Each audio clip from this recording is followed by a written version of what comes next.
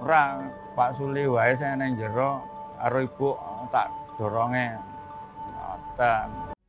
Ketika Jokowi rela dorong mobilnya yang mogok dan biarkan sopir tetap menyetir, Presiden Joko Widodo ternyata sempat terpaksa turun dan mendorong mobilnya tanpa meminta sopir pribadinya itu turun dari kendaraannya. Peristiwa itu terjadi saat Presiden Jokowi hendak berkunjung ke sebuah daerah ketika masih menjabat sebagai wali kota Solo. Pengalaman Presiden Jokowi mendorong mobil itu terungkap dalam video wawancara Sulyadi, mantan sopir pribadi kepala negara. Video wawancara itu ditayangkan secara ulang lewat akun Facebook Presiden Joko Widodo. Dikutip dari suarasulsel.id, grup suara.com pada Minggu 24 Oktober 2021, Sulyadi awalnya menjelaskan pengalamannya selama menjadi sopir pribadi Presiden Jokowi ketika masih bertugas sebagai wali kota Solo. Dia mengaku tidak berani membangunkan Presiden Jokowi saat sedang tidur di dalam mobil. Hal itu terjadi ketika Presiden Jokowi pulang dari Semarang. Bahkan Sulyadi dan para ajudan sengaja tidak membangunkan Jokowi hingga sampai di kediamannya. Selama Jokowi masih pula, Sulyadi hanya menunggu di luar mobil, sedangkan ajudan tetap berjaga di dalam mobil saat Jokowi terlelap. Ora gelem gugah. Nah, Bapak kadosnya saya sangat tak aku ngoten. Dadi kula kalih ajudan niku senten jero mobil nunggu Bapak wungu bangun tak tangine Pak.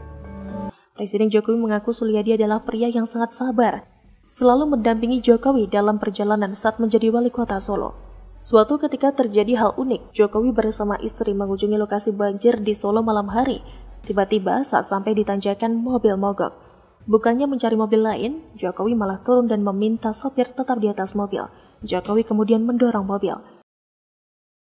Ora Pak Suli wae saya nang jero karo ibu tak doronge. Ngoten.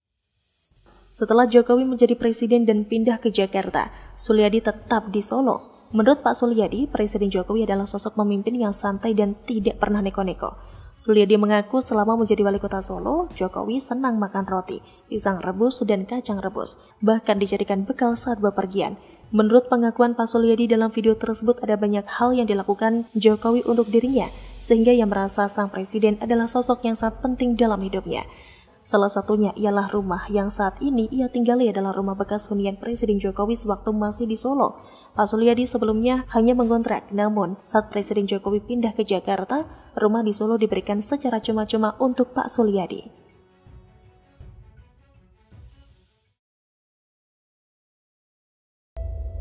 Jangan lagi kita mengekspor CPO ini. Harus mulai kita rubah kepada barang setengah jadi atau barang jadi. Kebijakan pemerintah tidak tepat. Biodiesel sebagai tenaga alternatif yang tidak pernah habis. Biodiesel juga melindungi industri kelapa sawit nasional beserta turunannya. Biodiesel juga membantu pemerintah untuk mengurangi beban impor bahan bakar. Presiden Jokowi resmikan pabrik biodiesel di Kalimantan Selatan senilai 2 triliun rupiah dan siap beroperasi. Presiden Joko Widodo melanjutkan kunjungan kerjanya menuju Provinsi Kalimantan Selatan untuk meresmikan pabrik biodiesel. Dalam agendanya kali ini, Presiden juga akan menyapa para peserta vaksinasi melalui konferensi video di beberapa kabupaten dan kota seprovinsi Kalimantan Selatan. Terakhir, sebelum kembali ke Jakarta, Presiden akan meninjau sekaligus meresmikan jembatan Sei Alalak yang ada di kota Banjarmasin. Diketahui Presiden Jokowi lepas landas pada pukul 7:30 waktu Indonesia Barat melalui pangkalan TNI Angkatan Udara Halim Perdana Kusuma, Jakarta pada Kamis 21 Oktober 2021. Dari siaran Biro Pers Sekretariat Presiden yang diterima pada Kamis 21 Oktober 2021, sesampainya di Kabupaten Tanah Bumbu, Presiden Jokowi akan meresmikan pabrik biodiesel.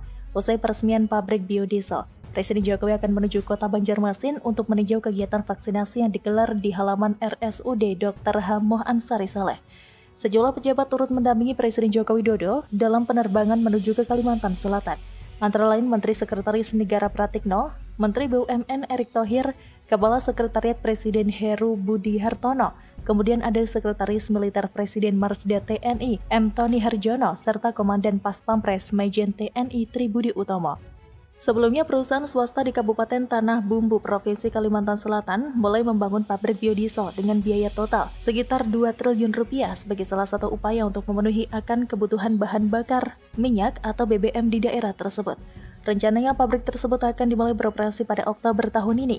Pabrik tersebut diketahui merupakan milik PT John Lynn Group yang berada di Desa Sungai 2, Kecamatan Simpang 4, Tanah Bumbu. Direktur John Lynn Agro Raya atau JAR, Zafrinal Lubis, ketika mempresentasikan kondisi pabrik di hadapan Bupati dan rombongan mengatakan pembangunan pabrik tersebut menghabiskan dana sekitar 2 triliun rupiah.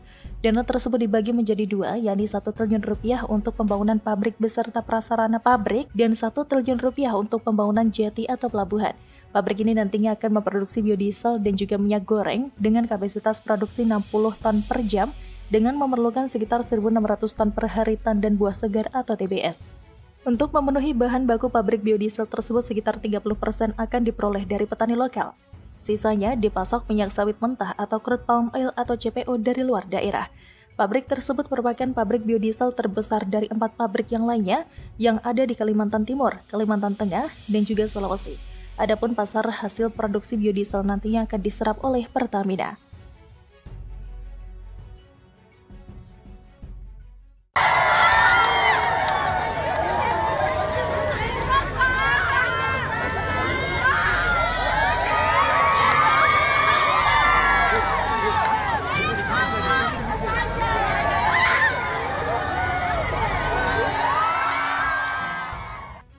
Tak disangka-sangka, ingin foto bareng Jokowi, pemuda Papua ini malah dikasih jaket presiden.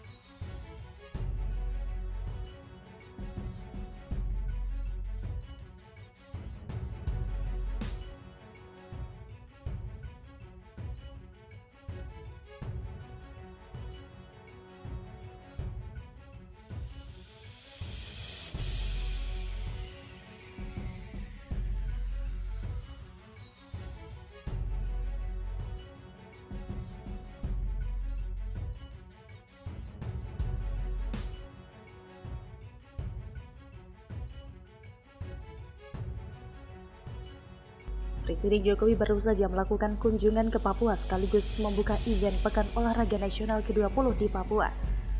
Dalam agendanya tersebut, Presiden Jokowi menyempatkan diri untuk menyapa warga Papua. Selain membeli tas noken khas Papua, Presiden juga memberikan jaket kepada seorang pemuda Papua yang meminta foto dengannya.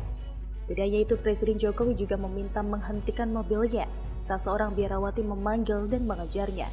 Presiden kemudian keluar dari mobil dan menyapa serta memberikan salam penghormatan kepada biarawati tersebut. Dalam video yang diunggah oleh juru bicara Presiden Fajrul Rahman di Instagram pribadinya, @fajrulrahman memperlihatkan iring-iringan Presiden Jokowi berhenti sejenak di sela kunjungan demi menyapa warga yang berada di pinggir jalan. Selain itu, pada hari Senin 4 Oktober 2021, saat menuju lokasi penanaman jagung yang berada di Kelurahan Prameset, Kecamatan Mariap, Kabupaten Sorong, tampak sebuah spanduk yang dibentangkan oleh seorang warga yang menarik perhatian Presiden Jokowi. Ya kami demo minta bantuan gitu. Orang-orang Pak Polisi lewat-lewat kita tanya ada apa, sedikit lagi Pak Presiden lewat, sudah kita tulis cepat-cepat. Kita sedikit cepat Langsung kita berdiri di pintu. Spanduk yang bertuliskan "Selamat datang Pak Jokowi, tolong perhatikan kami pedagang kaki lima" itu dibentangkan di tepi jalan Basuki Rahmat, Kota Sorong oleh seorang pedagang kaki lima.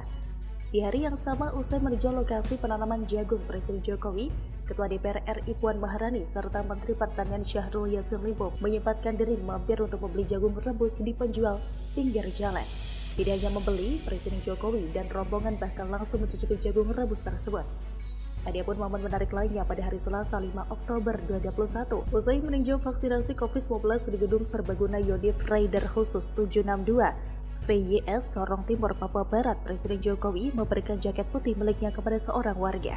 Warga tersebut diketahui bernama Hermanus Konjol, seorang mahasiswa di Papua. Saat itu, ia ingin berfoto bersama Jokowi yang keluar dari gedung dan hendak masuk ke dalam mobil. Namun, Jokowi langsung menerima permintaan pemuda tersebut dan menyuruhnya mendekat. Hermanus menceritakan dirinya sudah menunggu Jokowi dari pukul 7 waktu Indonesia Timur di Virayuda Sakti. Dengan keinginan yang tinggi untuk bertemu Presiden Jokowi, ia pun rela berdiri tanda panas di depan gedung. Hermanus Konjol mengungkapkan saat berdiri di samping orang nomor 1 RI itu, ia sempat berbincang-bincang dengannya. Hermanus juga mengaku bahwa Jokowi berpesan kepadanya agar terus kuliah baik-baik.